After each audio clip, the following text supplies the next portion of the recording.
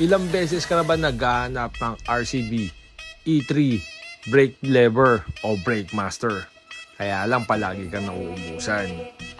Huwag ka nang mag-alala dahil dito sa Prime Moto Parts and Accessories, marami tayong stock ulit yan.